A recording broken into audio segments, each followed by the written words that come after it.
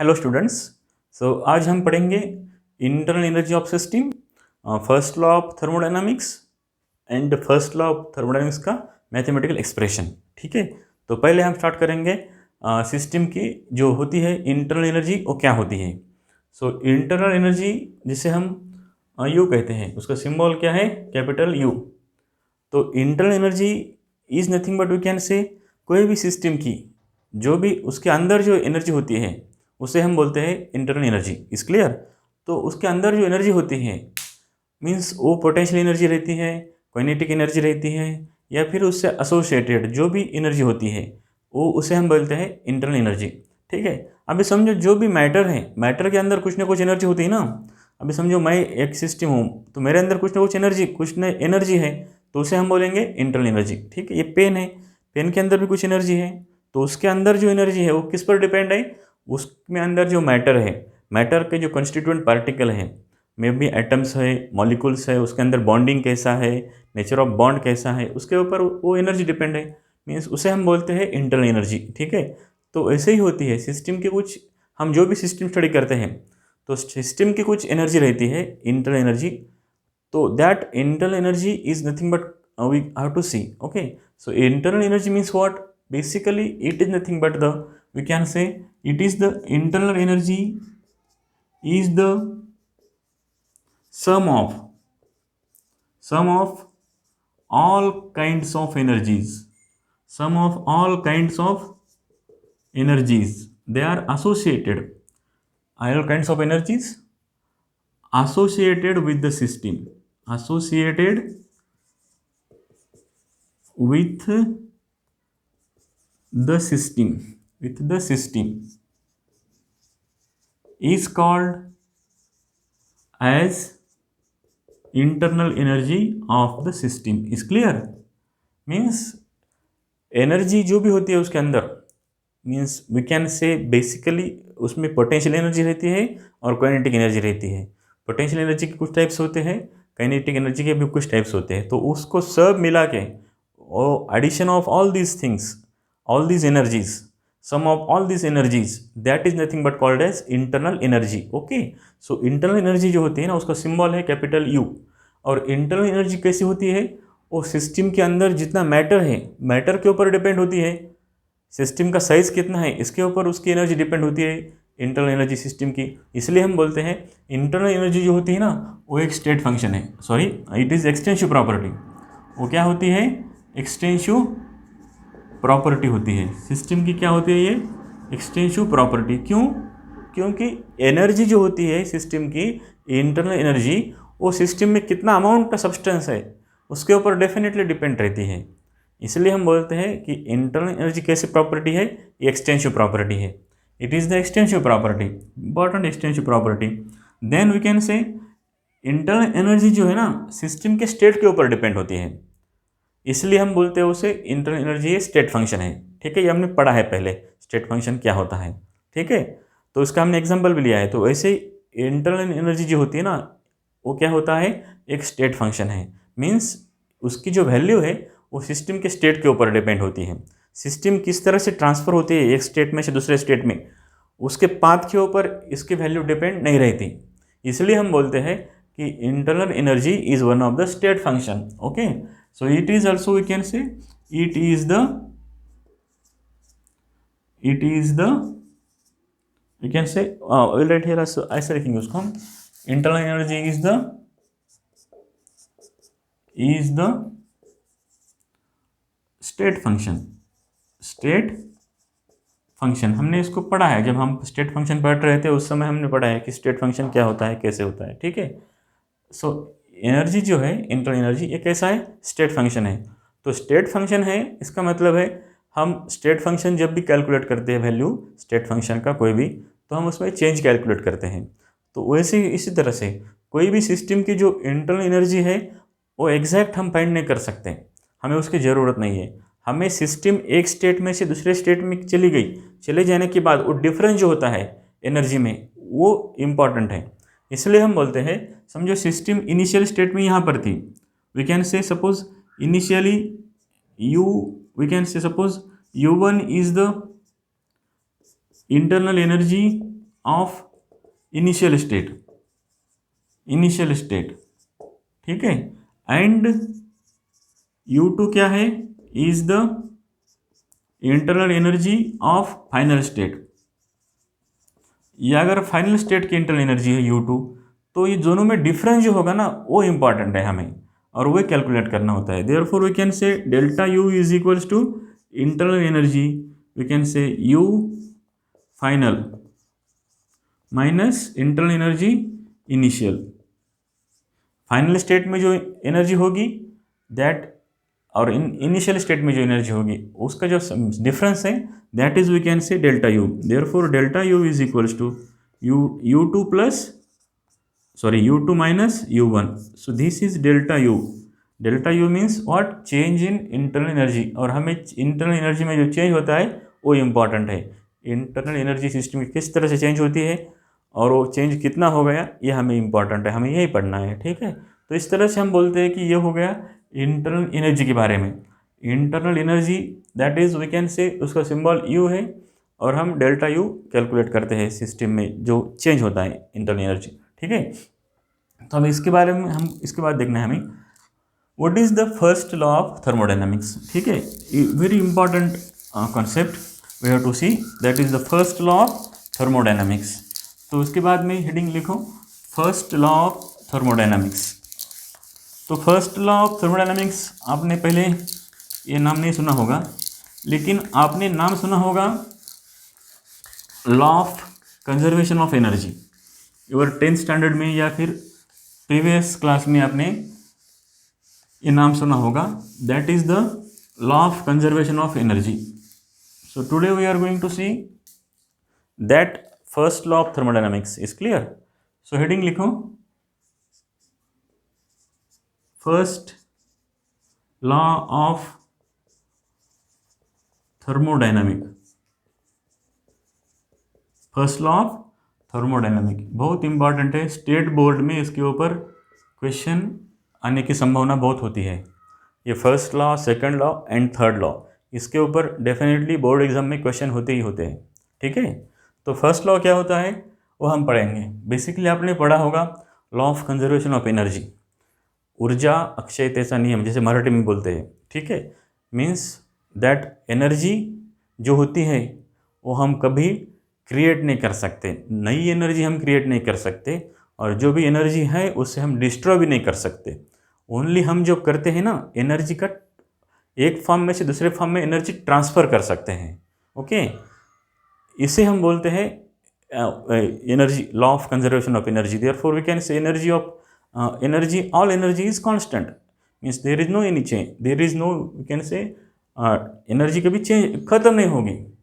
हम एनर्जी जो होते क्रिएट भी नहीं कर सकते और वो डिस्ट्रॉय भी नहीं होती। ये क्या है, law of conservation of energy है। तो उसके ऊपर बेस है, उसका बेसिक थर्मोडायनामिक का बेस क्या है, वही है law of conservation of energy. उसे हम बोलते हैं thermodynamics, first law of thermodynamics, ठीक है। तो first law of thermodynamics is nothing but we can say उसका बेसिक क्या है, law of conservation of energy, और therefore we can say first law of thermodynamics.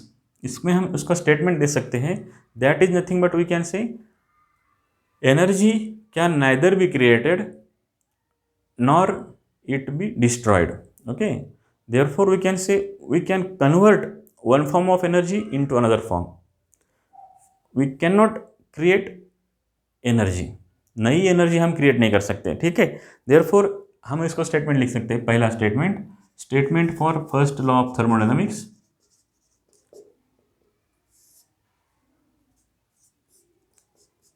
Energy can neither be created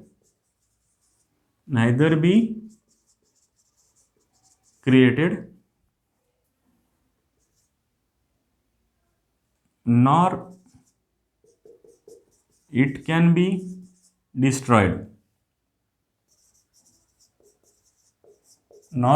be destroyed, only conversion of one form of energy into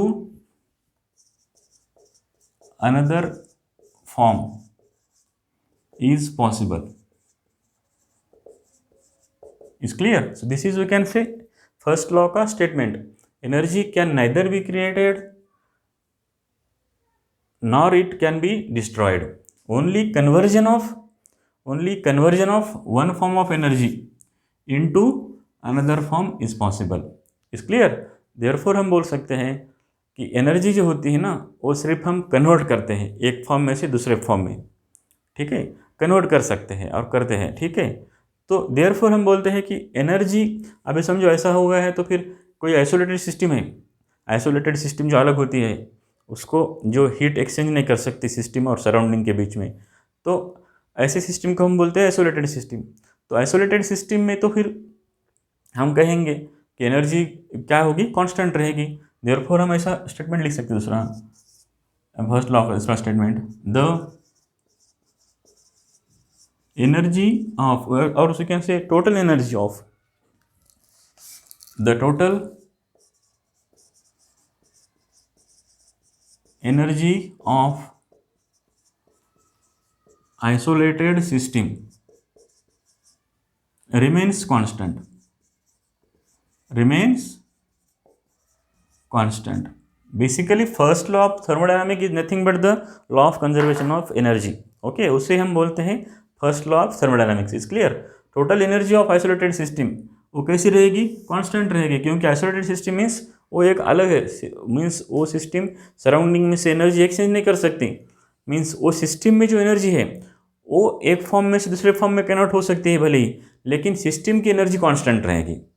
therefore we can say isolated, suppose ये isolated system है, isolated system कौन सी होती है, ऐसे system में surrounding में से सिस्टम एनर्जी नहीं ले पाती, मीन्स आइसोलेटेड सिस्टम किसे बोलते हैं, the system which can not exchange energy as well as matter with its surrounding, such system is called as isolated system. तो फिर आइसोलेटेड सिस्टम में जो भी एनर्जी होगी, अभी ये सिस्टम में, अभी सपोज आइसोलेटेड सिस्टम है तो इसके अंदर जो भी एनर्जी होगी, we can say internal energy of system, internal energy इसकी, तो ये सिस्टम की एनर्जी बाहर नहीं जाएगी, बाहर की एनर्जी अंदर भी नहीं आएगी, ये अंदर ही अंदर जो एनर्जी है वो एनर्जी का एक फॉर्म में से दूसरे फॉर्म में कन्वर्ट हो सकती है, दूसरे फॉर्म में से तीसरे फॉर्म में कन्वर्ट हो सकती है, उसका एक फॉर्म में से दूसरे फॉर्म में ट्रांसफर हो सकती है, दूसरे फॉर्म में से तीसरे फॉर्म में ट्रांसफर हो सकती है, means energy can transfer into one form to another form, means लेकिन ये एनर्जी कैसी रहेगी, कांस्टेंट रहेगी। That is we can say the second statement of that first law of thermodynamics. तो अभी इसी ये हो गया सेकंड स्टेटमेंट। तो इसी तरह से अभी अगर हम कोई यूनिवर्स को हम सिस्टम मानते हैं, हमने जैसे पढ़ा है यूनिवर्स को हम अगर सिस्टम मानते हैं, पूरा यूनिवर्स को सपोज हमने सिस्टम माना, तो फिर क्या होगा, यूनिवर्स एक अगर हम सिस्टम मानते हैं तो फिर यूनिवर्स की तो बाउंड्रीज कहाँ हैं और उसके बाहर कुछ ऐसा तो हम नहीं बोलते, कुछ बोल नहीं सकते ना। फिर यूनिवर्स अगर हम एक सिस्टम मानते हैं तो हम ऐसा बोल सकते हैं कि यूनिवर्स की जो टोटल एनर्जी है वो भी कैसी है, कांस्टेंट है, वो भी कैसी है, कांस्टेंट है, क्योंकि यूनिवर्स के बाहर तो कुछ है नहीं, ठीक है, इसलिए हम बोल सकते हैं। और ऐसा हम यहाँ पर अगर हम बोलेंगे, समझो ये सिस्टम है और ये क्या है, उसका सराउंडिंग है, ये क्या है, उसका सराउंडिंग है, और दोनों मिला क्या होता है, यूनिवर्स। ये क्या हो गया, उसको हम यहाँ पर यूनिवर्स बोलेंगे, ठीक है। तो फिर सिस्टम में से एनर्जी कहाँ जा सकती है, सराउंडिंग में, और सराउंडिंग में से एनर्जी कहाँ आ सकती है, सिस्टम में। यहाँ पर एक्सचेंज पॉसिबल है, एनर्जी का एक्सचेंज पॉसिबल है, लेकिन हम अगर दोनों का सम देखेंगे तो वो क्या रहेगा, कांस्टेंट रहेगा। Therefore we can say the energy of universe is remains constant, energy of universe क्या रहेगी, वो कांस्टेंट रहेगा, उसमें कोई चेंज नहीं होगा, वो बढ़ेगी भी नहीं और वो कम भी नहीं होगी। देयरफॉर वी कैन से पूरा जो energy is constant, energy is constant. Therefore हम उसका थर्ड स्टेटमेंट लिख सकते हैं, the total energy of total energy of the universe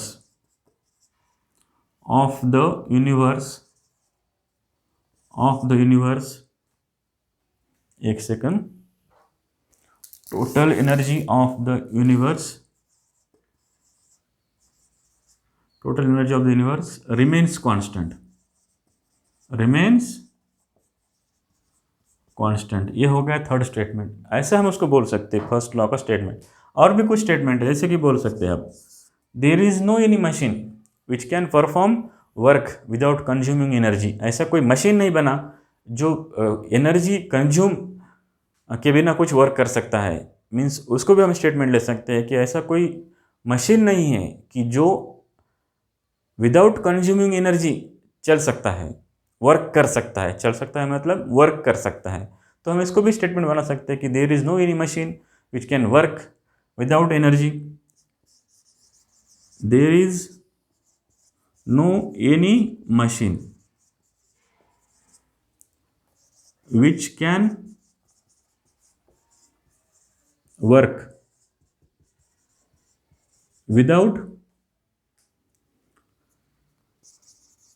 without consuming energy.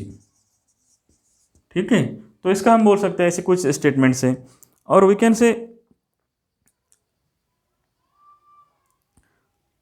और हम ऐसा भी बोल सकते हैं, और कुछ उसके स्टेटमेंट हैं कि सपोज कोई कोई जो वर्क है, सॉरी कोई एनर्जी है, सपोज एनर्जी वन फॉर्म में से दूसरे फॉर्म में अगर ट्रांसफर होती है, तो हम ऐसा बोल सकते हैं कि therefore we can say suppose some quantity of energy is disappears, then हम ऐसा बोल सकते हैं कि equivalent quantity of another energy will be formed there, because energy remains constant. Energy क्या होगी, खत्म नहीं होगी। मीन्स कोई certain amount of energy, certain quantity of energy disappears, then we can say equivalent amount of energy there will be there will be means we can say energy, equal amount of energy will be generate, we can say appeared, is clear। so ये हो गया कुछ first law के कुछ statements. उसके बाद हम देखेंगे फर्स्ट लॉ ऑफ थर्मोडायनेमिक्स का mathematical expression. First law of thermodynamics का क्या पढ़ेंगे हम, मैथमेटिकल एक्सप्रेशन। उसके ऊपर आपको ज़्यादा कंसंट्रेट करना होगा, क्योंकि उस पर एमसीक्यू क्वेश्चंस डिफरेंट टाइप्स के बन सकते हैं। ठीक है, तो हेडिंग लिखो, mathematical expression for first law of thermodynamics. First law of thermodynamics को शॉर्ट में FLT भी लिख सकते हैं, हमारे कन्वीनियंट के लिए। हम जो भी करते हैं हमारे कन्वीनियंट के लिए करते हैं, पढ़ाई भी कर रहे हैं तो हमारे कन्वीनियंस के लिए कर रहे हैं, हमारे फ्यूचर के लिए कर रहे हैं। तो फिर हम FLT को भी ऐसा बोल सकते हैं, sorry first law of thermodynamics को हम ऐसा बोलेंगे FLT, first law of thermodynamics, FLT is clear for our study convenience. So heading क्या होगा, mathematical expression for that first law of thermodynamics. Therefore we can say mathematical expression for this FLT। अब देख लीजिए, हमें पता है system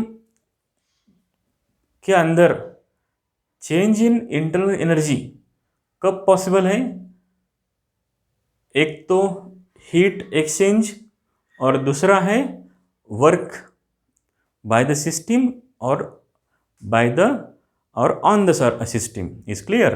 तो हम बोल सकते हैं कोई भी सिस्टम की इंटरनल एनर्जी चेंज कब होती है, या तो सिस्टम हीट एक्सचेंज करे, या फिर दूसरा वे है सिस्टम कुछ वर्क करे, या फिर सिस्टम पर कुछ वर्क हो। ये दो ही वे है दैट इज पॉसिबल, दो ही वे है जिसके जरिए सिस्टम क्या करती है, डेल्टा यू में कुछ चेंज होता है। ठीक है, तो हम बोल सकते हैं, यहाँ पर लिख सकते हैं we can say the system, the internal energy of system, ऐसे लिखेंगे उसको, the internal energy of system can be internal energy of system can changes only due to पहला देख लीजिए, एक तो heat by absorption, you can say ऐसे लिखेंगे हम शॉर्ट में, due to exchange of heat, exchange of heat with surrounding, पहला केस, ठीक है। और दूसरा वे कौन सा है, that we can say by work, by work on the system, on the system और by the system. Is clear? ये दो ही वे है जिसके जरिए क्या होता है, सिस्टम का इंटरनल एनर्जी में कुछ चेंज होता है, मींस डेल्टा यू बनता है, डेल्टा यू में कुछ चेंज होता है, delta U is meaningful. Therefore हम ऐसा बोल सकते हैं, suppose delta U is equal to, हम ऐसे लिख सकते हैं, therefore we can say delta U, थोड़ा इसको एक्सप्लेन करेंगे हम। सपोज लेट्स सी, सपोज हमने Q हीट जो है ना, सपोज हमने Q अमाउंट की heat, Q amount of heat is supplied,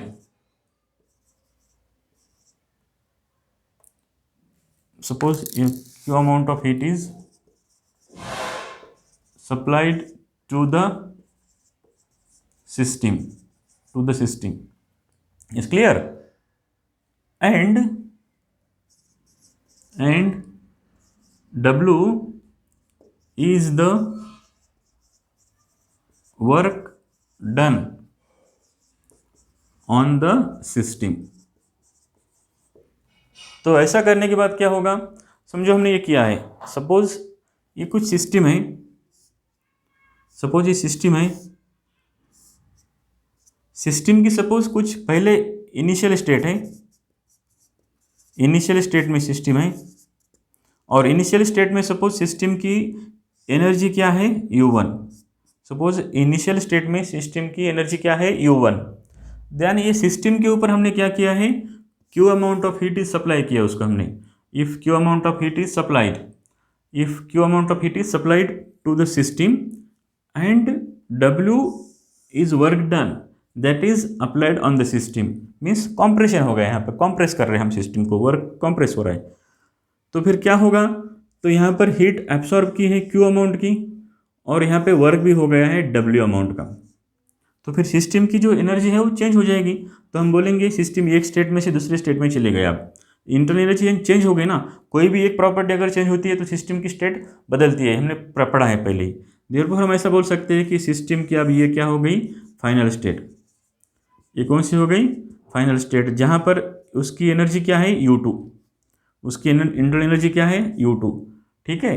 तो अभी यहाँ पर हम ऐसा लिख सकते हैं, देयरफॉर हम ऐसा लिख सकते हैं कि delta U2 is equals to, means final energy, final energy, final internal energy of system is equals to initial internal energy U1 plus Q plus W।